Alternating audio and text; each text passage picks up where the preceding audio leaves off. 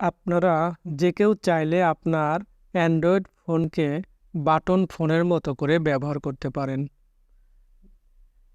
যেমনটি দেখতে পাচ্ছেন যে আমি আমার অ্যান্ড্রয়েড ফোনটিকে বাটন ফোনের মতো অর্থাৎ নোকিয়া ফোন হিসাবে ব্যবহার করতে পারছি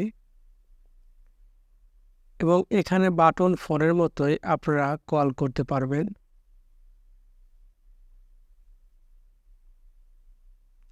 এভাবে বাটন ফোনের মতো করে আপনারা কল করতে পারবেন এবং আপনারা যদি আপনাদের এই অ্যান্ড্রয়েড ফোনকে বাটন ফোনের মতো করে ব্যবহার করেন তাহলে যে কেউ অবাক হয়ে যাবে যে কিভাবে এটি করছেন। ছোট একটি ভিডিওর মাধ্যমে আমি আপনাদের এটি দেখিয়ে দিচ্ছি যে কিভাবে আপনারা আপনাদের অ্যান্ড্রয়েড ফোনটিকে বাটন ফোনের মতো করে ব্যবহার করতে পারেন। এটি করতে আপনারা প্লে স্টোরে গিয়ে ছোট একটি অ্যাপ্লিকেশন ইনস্টল করে নেবেন। প্লে স্টোরে এসে সার্চ করবেন নোকিয়া 1280 লঞ্চার। এটি টাইপ করে এই অ্যাপসটি ইনস্টল করে নেবেন। আমি অ্যাপসটি ইনস্টল করে নিয়েছি, এটি ওপেন করব এবং সবার উপরে দেখতে পাচ্ছেন সেট ডিফল্ট লঞ্চার, এখানে ক্লিক করব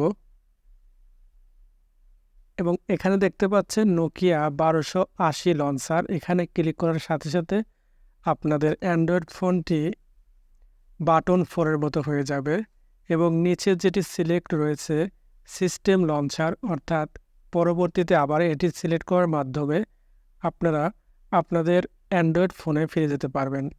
আপনারা দেখছেন যে আমি ওখানে ক্লিক করার সাথে সাথে আমার এই নোকিয়া ফোনের মতো হয়ে গেছে এবং এখানে এসে আপনার নোকিয়া 1280 লঞ্চার দেখতে পাচ্ছেন। অ্যালাউ নোটিফিকেশন অ্যাক্সেস, এখানে এটি অন করে দিবেন, অ্যালাউ করে দিবেন। এখন আপনারা আপনাদের অ্যান্ড্রয়েড ফোনটিকে বাটন ফোনের মতো করে ব্যবহার করতে পারবেন। প্রিয় ভিউয়ার্স, আমার চ্যানেলে যারা নতুন তাদেরকে রিকোয়েস্ট করব চ্যানেলটি সাবস্ক্রাইব করে পাশে থাকবেন এরকম ইম্পর্টেন্ট ভিডিও পাওয়ার জন্য। সবাইকে অসংখ্য ধন্যবাদ। আল্লাহ হাফেজ।